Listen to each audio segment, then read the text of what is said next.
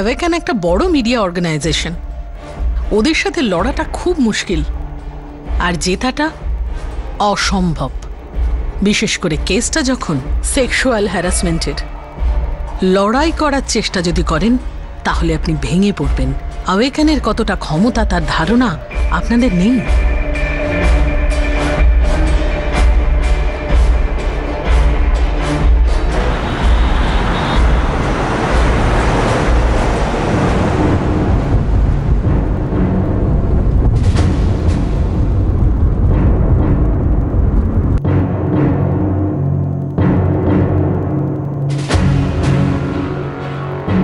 এরা বড় powerful media group, তাতে কি হয়েছে? ওরা যা খুশি করবে আর পার পেয়ে যাবে। আমরা হেরে যাব না। তুমি লড়বে, কতদিন কত মাস সেটা আমি জানি না, কিন্তু তুমি তোমার আত্মবিশ্বাসটা হারিও না।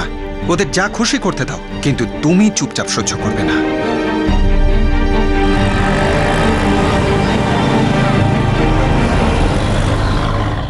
অ্যাওয়েকেন কোনো ছোটখাটো মাছ নয়, ওটা একটা শার্ক।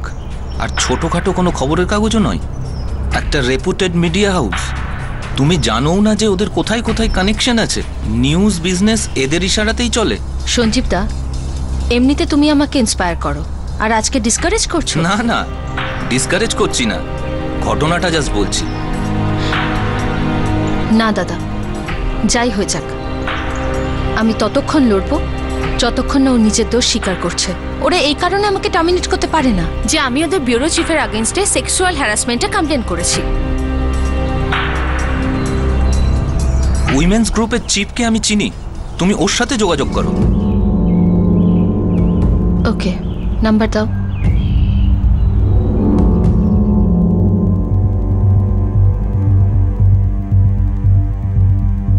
ম্যাডাম আপনাকে ডাকছেন।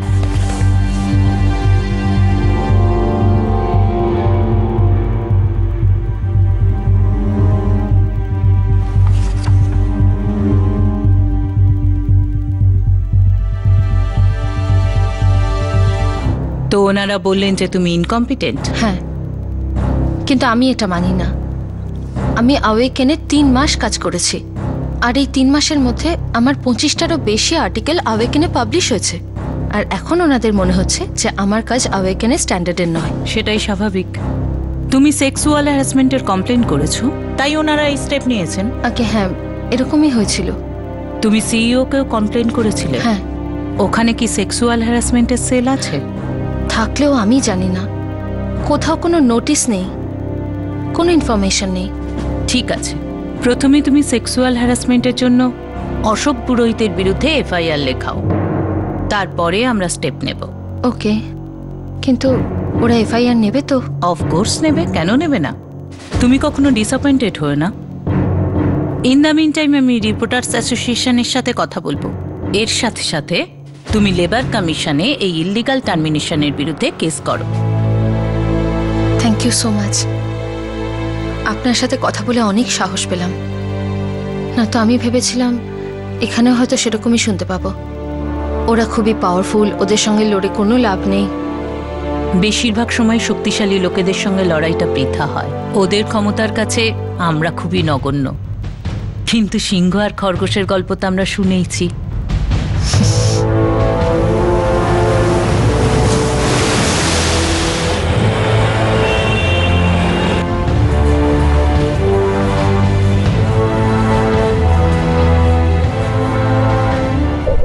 তাহলে তুমি সেই নম্রতা দাস?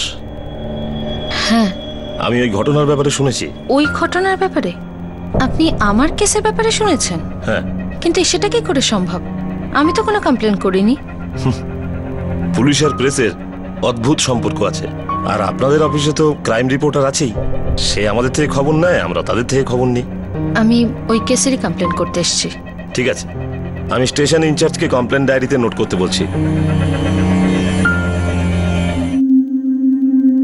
ম্যাডাম, আপনি আপনার হাজবেন্ডকে সঙ্গে আনতে পারবেন? কেন? সেক্সুয়াল হ্যারাসমেন্ট আমার সাথে হয়েছে, আমি এসেছি এখানে কমপ্লেন লেখাতে। এখানে আমার হাজবেন্ডের কি দরকার? না, আমি বলছিলাম যে যাতে আপনার ওই বয়ান দেবার সময় অস্বস্তি না হয়। না, আমার অস্বস্তি হবে না, আমি বলতে পারি। আমার সাথে কি কি হয়েছে সেটা বলতে পারবো। অদ্ভুত তো আমার লেগেছিল অশোক পুরোহিতের ব্যবহারে, যার কমপ্লেন করতে আমি এখানে এসেছি। আপনি লিখতে পারবেন তো complain?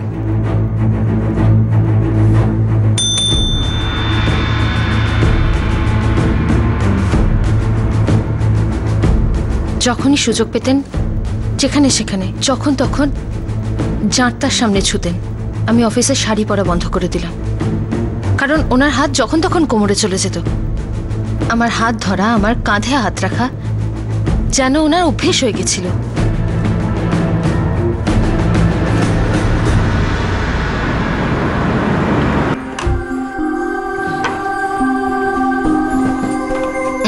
This is for you. Wow, এত বড় পিস। হ্যাঁ, আমি চাই যে তুমি খুব স্ট্রং হয়ে যাও, হবে তো? Yes, strong. খাও।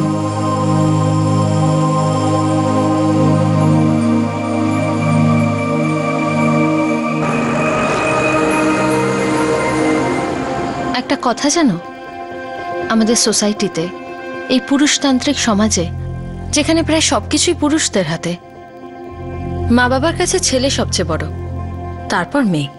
একজন মা তার ছেলেকে জীবনের সমস্ত সমস্যার সঙ্গে লড়তে তৈরি করে, আর মেয়েকে বলে কারোর সঙ্গে লড়াই করো না। আর সেই কারণেই ছেলেরা পায় ভালো এডুকেশন, ভালো খাবার, ভালো শিক্ষা, যাতে ওর মধ্যে লড়াই করার শক্তি আর সাহস দুটোই বাড়ে। আর মেয়েদেরকে কি বলা হয়? জোরে হেসো না, জোরে কথা বলো না, লজ্জা পাও, অল্প হাসো, ফুলের মতো হয়ে থাকো। তুমি জানো, ওই ইন্সপেক্টরও বলছিল যে কমপ্লেন লেখানোর জন্য নিজের হাজবেন্ডকে নিয়ে এসো। কেন? কারণ মেয়েদের সহ্য শক্তি কম। শেষ পর্যন্ত উনি কমপ্লেনটা লেখার জন্য একজন লেডি অফিসারকেই ডাকলেন। আসলে তুমি একজন শিক্ষিত মেয়ে, তোমার স্বাধীন চিন্তার, লড়াই করার শক্তি রয়েছে। আসলে এডুকেটেড না হওয়ার অনেক সুবিধা রয়েছে। কেউ প্রতিবাদই করে না, অত্যাচারীরা শোষণ করে আর দুর্বলরা শোষিত হয়, কোনো ঝামেলাই হয় না। Problem solved.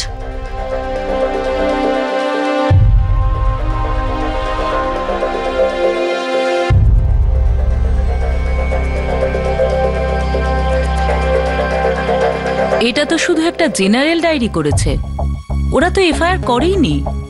আমাকে বললো কমপ্লেন লেখাতে, আমি লিখিয়ে দিলাম।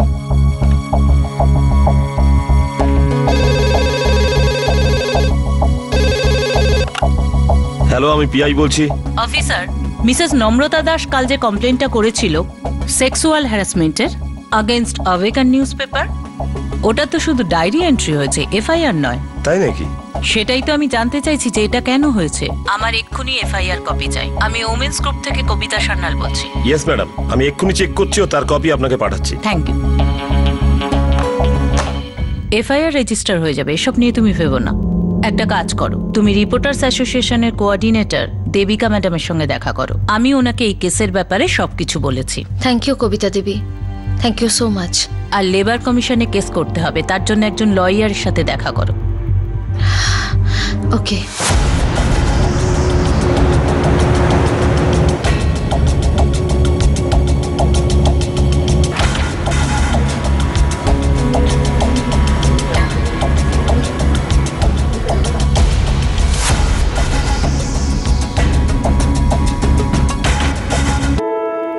তুমি এর প্রতিবাদ করে ভালো করেছো। থ্যাঙ্কস, শুনে ভালো লাগলো। তুমি সিইও আনন্দ শর্মার কাছে গেছিলে? হ্যাঁ। একটা কাজ করো, একটা ফর্মাল লেটার লেখো গ্রুপ হেড ব্রায়ান ডিসেলভাকে। সেই লেটারে অবশ্যই মেনশন করো যে তুমি সিইওর কাছে গেছিলে। আর এটাও লিখো যে তোমায় বেআইনিভাবে চাকরি থেকে বরখাস্ত করা হয়েছে। ওকে। আমিও একটা ফর্মাল লেটার লিখবো ওনাকে, এটাই বলবো যে তোমার এই কমপ্লেন্টের যেন ইনভেস্টিগেশন শুরু হয়। থ্যাঙ্কস।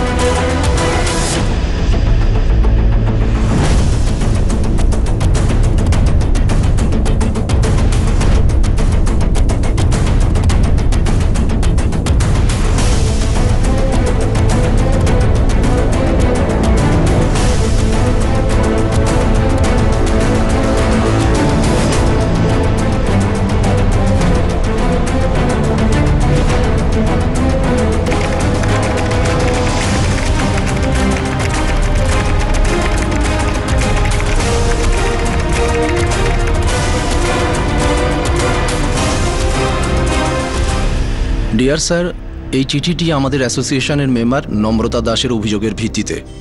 উনি ব্যুরো চিফ অশোক পুরোহিতের বিরুদ্ধে অফিস চলাকালীন সেক্সুয়াল হ্যারাসমেন্টের অভিযোগ এনেছেন। মিসেস দাসের বক্তব্য হলো উনি এই বিষয়ে সিইও আনন্দ শর্মাকেও অভিযোগ জানিয়েছিলেন, কিন্তু ওনার অভিযোগের কয়েকদিন পরেই ওনাকে চাকরি থেকে বের করে দেওয়া হয়। আর কারণ দেখানো হয়েছিল উনি ইনকম্পিটেন্ট। আমাদের এটা জেনে দুঃখ হচ্ছে যে একজন অনুভবী সাংবাদিক, যার অনেকগুলো আর্টিকেলস আপনাদের পত্রিকায় প্রকাশিত হয়েছে, ওনাকেই ইনকম্পিটেন্ট বলে চাকরি থেকে বের করে দেওয়া হয়েছে। এর থেকে এটাই প্রমাণিত হয় যে সেক্সুয়াল ব্যাপারটা চাপা দেওয়ার জন্য এই পদক্ষেপ নেওয়া হয়েছে। আমরা তাই আপনাদের অ্যাডভাইস করছি যে আপনাদের অফিসের মধ্যে একটা সেক্সুয়াল হ্যারাসমেন্টের সেলকে এক্ষুনি কনস্টিটিউট করা হোক আর বিষয়টা তদন্ত হোক। আমরা আপনাদের কাছে আশাবাদী যে পীড়িতকে ন্যায় দেওয়ার ব্যাপারে সহযোগিতা করবেন।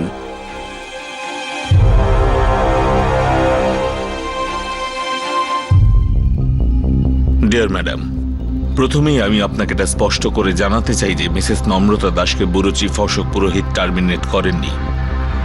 আমি সিইও হওয়ার সুবাদে ওনাকে টার্মিনেট করেছি, সেটা অশোক পুরোহিতের কথায় নয়। দ্বিতীয়ত, মিসেস নম্রতা দাসের অভিযোগের আমি নিজে জবাব দিয়েছি। তৃতীয় এবং সবচেয়ে প্রয়োজনীয় কথা, মিসেস নম্রতা দাস আমার কাছে মিস্টার অশোক পুরোহিতের বিরুদ্ধে কখনো সেক্সুয়াল হ্যারাসমেন্টের অভিযোগ আনেনি, আর না কোনো অফিসের স্টাফের কাছেও। এই অভিযোগ মিসেস দাস ওনাকে টার্মিনেট করা 3 মাস বাদে কোনো অসৎ উদ্দেশ্যে করেছেন। আমাদের দেওয়া টার্মিনেট লেটার ওনার অভিযোগে 3 মাস আগে উনি পেয়েছেন। তাতে স্পষ্ট উল্লেখ ছিল যে উনি ইনকম্পিটেন্ট।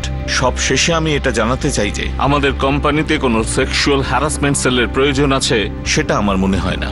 যদি প্রয়োজন থাকতো সেক্ষেত্রে মিসেস দাসের অভিযোগের তদন্ত হতো। ওনার সমস্ত অভিযোগ এক প্রতিষ্ঠিত ব্যক্তি আর এক প্রতিষ্ঠিত কাগজকে বদনাম করার ইচ্ছাকৃত ষড়যন্ত্র। আমরা এটাও স্পষ্ট করতে চাই যে আপনাদের অ্যাসোসিয়েশন থেকে সেক্সুয়াল হ্যারাসমেন্ট সেল সম্বন্ধে আমরা কোনো রকম পত্র বিবাদ করতে চাই না, কারণ এমন কোনো অ্যাসোসিয়েশনের কোনো রকম অধিকার নেই যে আমাদেরকে এটা বলে যে আমাদের কোনটা জরুরি আর কোনটা নয়। That's it.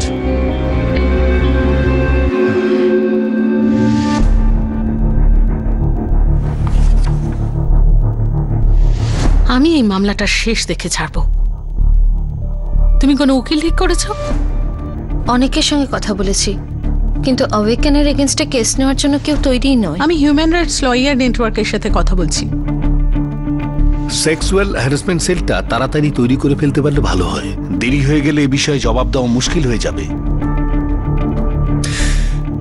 একটা কাজ করা যাক, অরুণিমাকে ওই সেলটার হেড করে দেওয়া যাক। Okay, fine.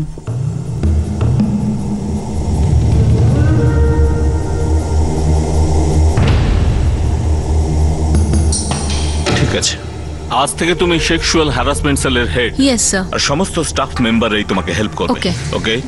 নম্রতা দাস লেবার কমিশনে তাকে চাকরি থেকে বের করে দেওয়ার বিরুদ্ধে কেস করেছে। ব্যাপারটা নিয়ে আমাদের ভাবা উচিত। লিগ্যাল টিমকে ইনফর্ম করো। ওকে। হিয়ারিং এর কোনো ডেট ঠিক হয়েছে কি? না, এখনো হয়নি, কিন্তু পুলিশ স্টেশন থেকে অনেকবার ফোন করেছে। কি জন্য? কারণ নম্রতা অশোকের বিরুদ্ধে এফআইআর করেছে। বাজে কথা, সব বাজে কথা। এরকম ভুলভাল লোকের থেকে ভয় পাওয়ার কোনো দরকার নেই। আর এরকম একটা বাজে অভিযোগের উত্তর দেওয়ার সময় কার কাছে রয়েছে?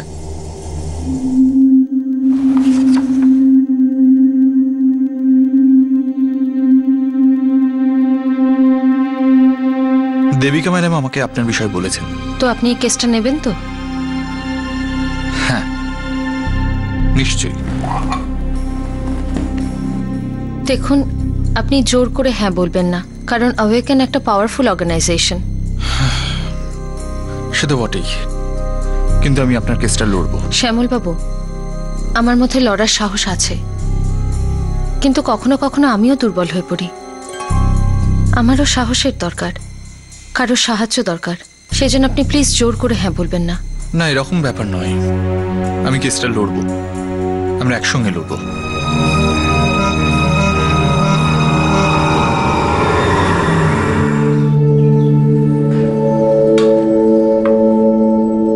শুনছো? এই কেসটা তো চলতেই থাকবে, আর আমাকে বারবার হিয়ারিং এর জন্য যেতেও হবে। আমি ভাবছিলাম যে কোনো ফ্রিল্যান্সিং জব অ্যাকসেপ্ট করেনি। খুব ভালো হবে সেটা। বিজি থাকলে লড়াই করার শক্তিটা পাবে তুমি। মা, তুমি কি কানুর সাথে ফাইট করছো? না সোনা। তাহলে যে বাবা বলল তোমার ফাইট করার জন্য শক্তি চাই। না সোনা, কিছু সমস্যা আছে যেটা সেটেল করতে হবে, দ্যাটস ইট, আর কিছু না। এবার খেয়ে নাও।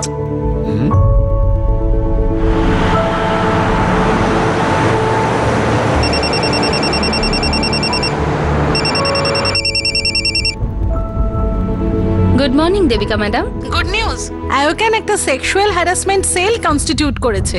এটা তো সত্যি একটা গুড নিউজ। পুরো ক্রেডিটটা তো তোমারই। তুমি প্রতিবাদ করেছো, তার জন্য আওয়েকেনের মতো একটা বড় অর্গানাইজেশনকেও এরকম স্টেপ নিতে হয়েছে। যাক, অ্যাটলিস্ট ওনারা কোনো পদক্ষেপ নিয়েছেন। এবার আমি ওদের চাপ দেব যাতে ওরা তোমার কেসটার উপর নজর দেয়। হয়তো ওনারা এরকম করবেন না, হয়তো নয়, ওনারা সত্যি এটা করবেন না। আমাদের কাজ হলো চেষ্টা করে যাওয়া। আমি এখন লেবার কমিশনের অফিসে যাচ্ছি। All the best. Thank you.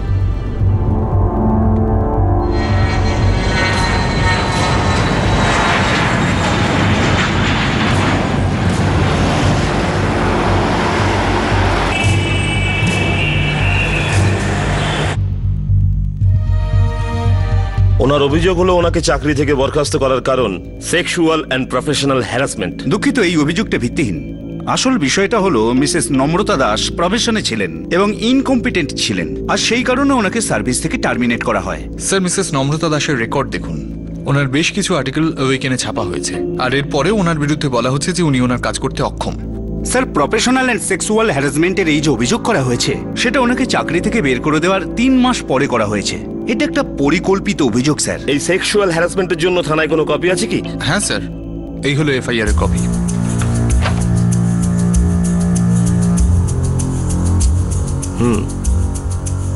Investigation কত দূরে গিয়েছে? এখনো চলছে স্যার।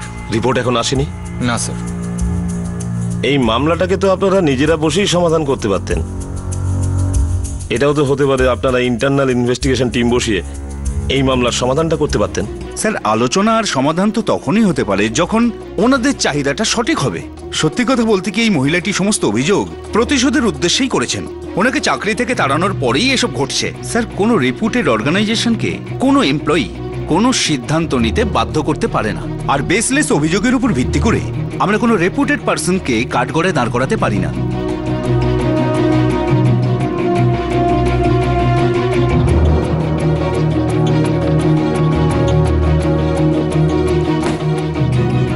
পুলিশি তদন্তের পরেই এই কেসের পরবর্তী শুনানি হবে। Thank you sir. Thank you sir. Police কচ্ছপের মতো চলছে, ইনভেস্টিগেশন খুব স্লো। গিয়ে খোঁজ নি, এরকম কেন করছেন? চলুন।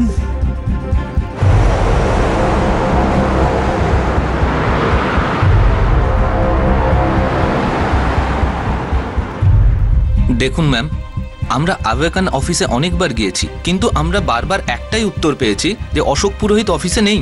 আর এখন একটা খবরের কাগজের ব্যুরো চিফকে আমরা তো আর থানায় ডাকতে পারি না। কিন্তু ওরা আমাকে এইটা বলেছে, খুব তাড়াতাড়ি উনি আমাদের সঙ্গে কন্ট্যাক্ট করবেন।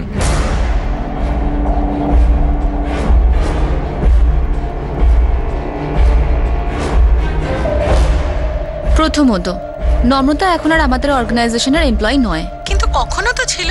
আপনারা একজন এক্স এমপ্লয়ি সেক্সুয়াল হ্যারাসমেন্ট কেসের তদন্ত করবেন না? I am sorry Debika, but it just an after thought.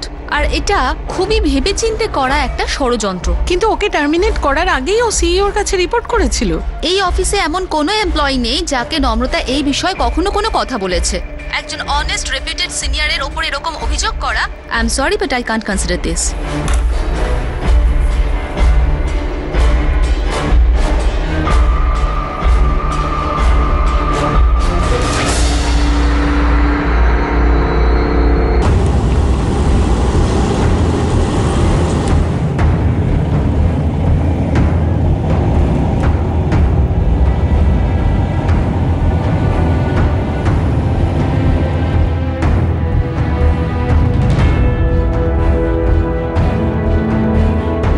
FIR করার পর প্রায় 1 মাস কেটে গেছে। আমার মনে হচ্ছে এত বড় অর্গানাইজেশনের অফিসারের বিরুদ্ধে স্টেপ নিতে আপনার স্টাফেরা ভয় পাচ্ছে। অ্যাকচুয়ালি কবিতা দেবী, ব্যাপারটা হলো যে মামলাটা ইফটিজিগিরি হোক বা মহিলাদের বিরুদ্ধে অন্য কোনো অত্যাচার, তাহলে আমাদের স্টাফ হ্যান্ডেল করতে পারবে। সেক্সুয়াল হ্যারাসমেন্টের মামলাটা এমন একটা বিষয়, এই কেসটাতে অন্তর্তদন্ত করতে আমাদের স্টাফরা অভ্যস্ত নয়। আসলে এটা একটা কমপ্লেন একজন পুরুষের বিরুদ্ধে একজন মহিলার, তো এটা নিশ্চিত যে এ কেসে কোনো সাক্ষী পাওয়া যাবে না। আমি বুঝতে পারছি, ভাবছেন যে মহিলার জন্য এটা একটা হাতিয়ার যেটাকে সে নিজের স্বার্থে ব্যবহার করে। এই ধারণা নিশ্চয়ই আছে আমাদের সোসাইটিতে, আমাদের সিস্টেমে, আমাদের সমাজে। কিন্তু আমাকে একটু সময় দিন, আমি এর সঙ্গে সম্পর্কিত আধিকারিকের সঙ্গে কথা বলবো। আপনার কাছে একটা অনুরোধ আছে। বলুন।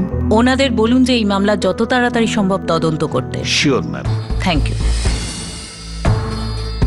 স্যার, আমরা আমাদের পক্ষ থেকে পুরো চেষ্টা করছি, কিন্তু ওই অফিসের কেউই তো আমাদের সাথে কথা বলতে রাজি নয়। এর আগের বার যখন ওদের অফিসে গিয়েছিলাম তখন আমাদের হাতে একখানা চিঠি ধরিয়ে দিল। দেখুন, নম্রতা দাসের সমস্ত অভিযোগই মিথ্যে। আপনারা কেন বুঝছেন অফিসার? ওই মহিলাকে চাকরি থেকে টার্মিনেট করার পরে এই অভিযোগটা করেছে। এই জিনিসটা তখনই কেউ করবে যখন সে বদলা নিতে চায়। আমরা মিস্টার পুরোহিতের সঙ্গে কথা বলতে চাই। উনি এখন মিটিংয়ে বিজি আছেন, উনি আসতে পারবেন না। দ্বিতীয়ত গুরুত্বপূর্ণ কথা হলো, উনি হলেন আমাদের অর্গানাইজেশনের টপ মোস্ট সিনিয়র জার্নালিস্ট। উনি কখনোই এরকম দুর্ব্যবহার করতে পারেন না। কাল হয়তো যে কেউ কিছু একটা অভিযোগ করলো, তবে কি আমাদের সিনিয়র জার্নালিস্টকে আপনার সামনে জবাবদিহি করবার জন্য এনে বসিয়ে দেবো?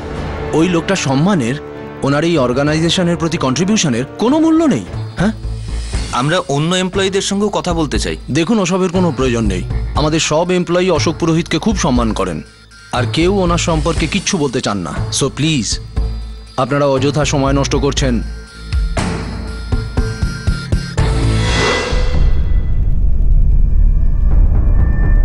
স্যার, 50-এরও বেশি এমপ্লয়ি স্বাক্ষর করা চিঠি আমাদের দিয়েছে। সবারই বক্তব্য সেই ভদ্রলোককে মিথ্যে কেসে ফাঁসানো হয়েছে। এবার আপনি বলুন আমরা কি করি? আমি লেটারটা এক্ষুনি আপনার কাছে পাঠাচ্ছি।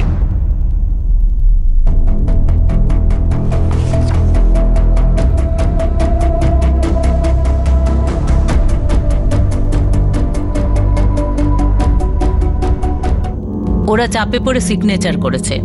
আসলে সবাই ওখানে চাকরি করে। কে ওদের সঙ্গে শত্রুতা করবে? কে নিজের কেরিয়ারকে নষ্ট করবে? এই কথাটা আমি হলপ করে বলতে পারি। আমিও প্রথমে আমার ক্যারিয়ারের জন্য চুপ করেছিলাম। আজ আমি যখন কোনো ফ্রিল্যান্স ওয়ার্কের জন্য যাই বা কোনো প্রেস কনফারেন্সের জন্য যাই, আমার নাম শুনলেই সবাই আমার দিকে দেখে, সবাই আমার দিকে তাকিয়ে থাকে, যেন আমি কোনো অদ্ভুত মানুষ। সঙ্গে সঙ্গে ফিসফিস শুরু হয়ে যায়। সবাই ভাবে আমি মিথ্যে বলছি। জার্নালিজমের মানে হলো সত্যের সন্ধান করা, আর তারপর সেই সত্যকে জনগণের সামনে তুলে ধরা। কিন্তু এখানে এটাই হয়, শোনা কথাকে সত্যি বলে ধরে নেয়, গসিপকেই সত্যি বলে ধরে নেয়।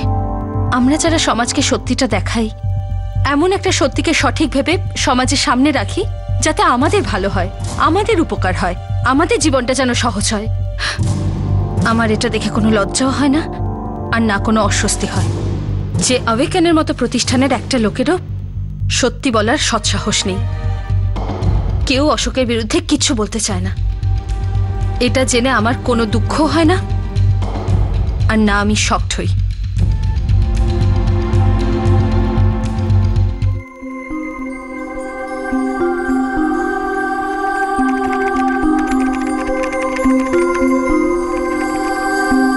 মা, হ্যাঁ, আমি এই গ্রামারটা বুঝতে পারছি না, প্লিজ হেল্প করো না। 1 মিনিট সোনা, শুধু 1 মিনিট। হ্যাঁ, ওকে।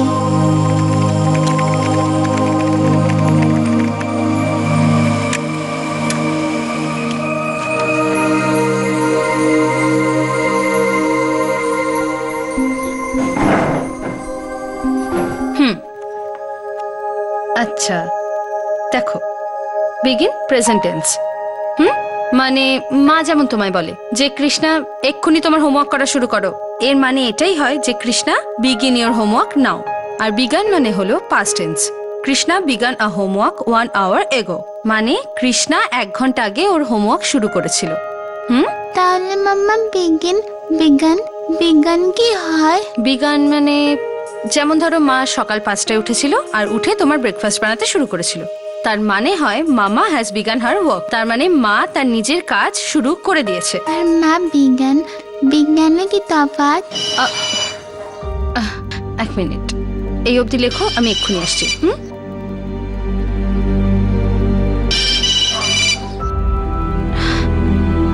গুড আফটারনুন কবিতা ম্যাডাম। একটা ভালো খবর আছে, তদন্তটা কোন আইপিএস র্যাঙ্কের অফিসারের হাতে তুলে দেওয়া হয়েছে। থ্যাংক গড, এবার ইনভেস্টিগেশনটা ফার্স্ট হবে। অ্যাবসলিউটলি, এবার আমরা বলতে পারি the battle has began.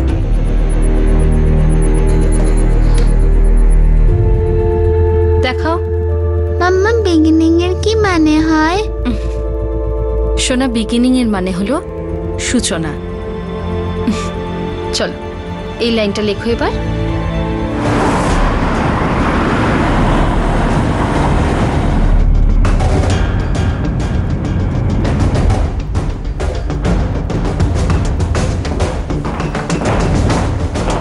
You may go, please.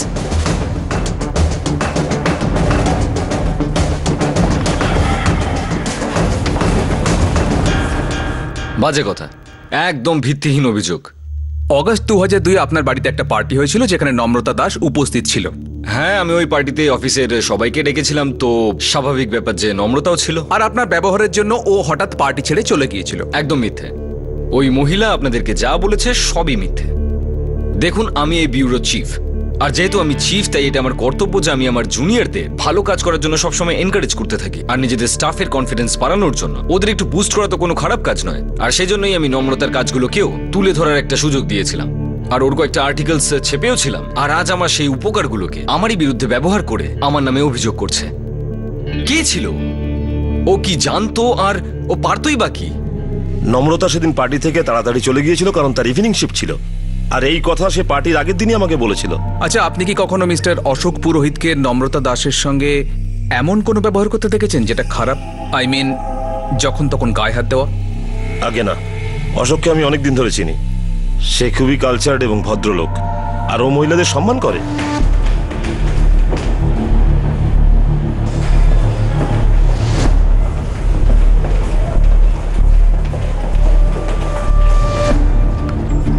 No, never.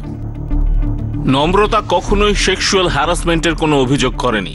আর সত্যিটা হলো অশোক পুরোহিতের ব্যাপারে কখনোই কোনো কথা হয়নি। হ্যাঁ, ও আপসেট থাকতো আর্টিকেল রিজেকশনের কারণে। আমি ওকে বলেছিলাম যে অ্যাওয়াকেনা স্ট্যান্ডার্ডের না হলে সেটা ছাপা হবে না। তার মানে আপনি বলতে চাইছেন যে মিসেস নম্রতা দাস আপনার অ্যাপয়েন্টমেন্ট নিয়ে আপনার সঙ্গে দেখা করতে এসেছিলেন, আর দেখা করার পর আপনার কাছে আর্টিকেল না ছাপার জন্য অভিযোগ করেছিলেন। আপনি বলছেন উনি ইনকম্পিটেন্ট। কখনো এজন্য মেমো দিয়েছিলেন ওনাকে? এই অর্গানাইজেশনে এতটুকু অধিকার আছে আমার, যদি কেউ আন্ডার পারফর্ম করে তাকে আমি বার করতে পারি। মিস্টার শর্মা, মিসেস নম্রতা দাস শুধু মিস্টার অশোক পুরোহিতকেই টার্গেট করলেন কেন? ও অন্য কারোর অভিযোগও তো করতে পারত। But why she is targeting mister Ashok Purohit? ষড়যন্ত্র। একজন রেপিউটেড ব্যুরো চিফ আর কোম্পানিকে বদনাম করার ষড়যন্ত্র। আর আমার বিশ্বাস যেতে লেবার ইউনিয়নও জড়িত। ওদের সঙ্গে আমাদের বিবাদ চলছে, ওরাও সুযোগ পেয়েছে হিসেব সমান করার। ওরা নম্রতাকে ঘুঁটি বানিয়ে লেবার কমিশনে যাওয়ার জন্য উস্কেছে। দ্যাটস ইট।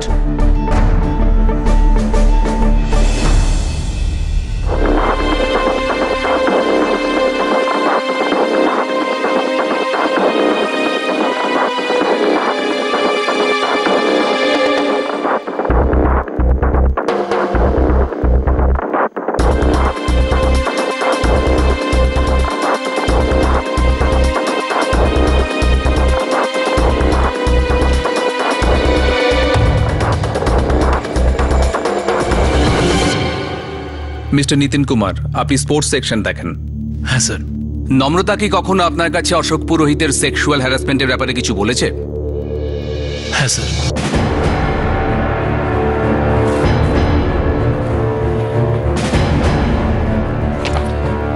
কিন্তু এই চিঠিতে আপনারও সই আছে। এতে লেখা আছে অ্যাওয়াকেন এমপ্লয়িজদের মতে অশোক পুরোহিতের বিরুদ্ধে সমস্ত অভিযোগে মিথ্যে। আপনিও তাদের মধ্যে একজন যিনি মিস্টার অশোক পুরোহিতের ক্যারেক্টার সার্টিফিকেটে সই করেছিলেন। বাধ্য হয়ে করেছি, কেরিয়ারের জন্য। সত্যি বলতে এই লেটারে কি লেখা ছিল আমরা জানতামই না। উই জাস্ট সাইন্ড ইট। কিন্তু নম্রতা এই ব্যাপারে আমার সাথে আর রাকেশ সিনহার সাথে কথা বলেছিল। Rakesh Sinha current affairs section দেখে। ইনফ্যাক্ট আমি নম্রতাকে বলেছিলাম কনফেস করার জন্য। শুধু আমরা দুজনই নয়, এখানকার সবাই জানতো নম্রতার সাথে ঠিক কি হচ্ছে। উনি সবার সামনে নম্রতার গায়ে হাত দিতেন, যেখানে সেখানে টাচ করতেন। নম্রতা সত্যিই বোকা ছিল, তাই ওর লোকটাকে চিনতে সময় লেগেছে। স্টেটমেন্ট দিতে পিছপা হবেন না তো? না স্যার, আর না।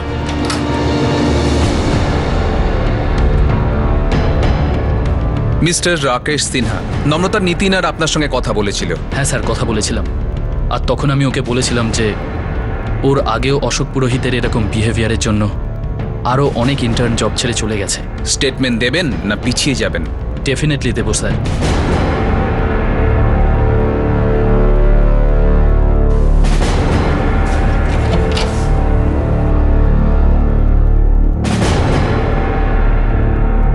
নম্রতা খুব ভালো কাজ করতো স্যার। যখন ওর দরকার ছিল তখন যদি আপনারা কেউ ওর পাশে দাঁড়াতেন খুব ভালো হতো। সেটা নিয়ে এখনো আফসোস হয় আর সারা জীবন থাকবে, কিন্তু এই ভুল আর দ্বিতীয়বার হবে না। Thank you sir. কয়েক বছর আগের খোঁজ নিন, অশোক পুরোহিতের ক্যারেক্টারের আসল সার্টিফিকেট পেয়ে যাবেন। যদিও সেই খবরগুলো বাইরে আসেনি।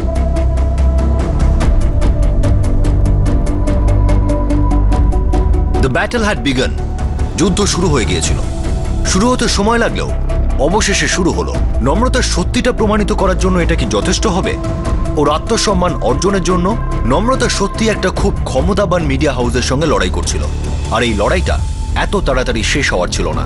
একজন সাধারণ কিন্তু সাহসী মহিলা বড় ক্ষমতার সামনে হার মানতে রাজি ছিলেন না। ধীরে চলা তদন্ত থেকে শুরু করে বছরের পর বছর ধরে চলা কোর্ট কেস, নম্রতা সব রকমের ঝড়, সব অসুবিধার মোকাবিলা করেছে।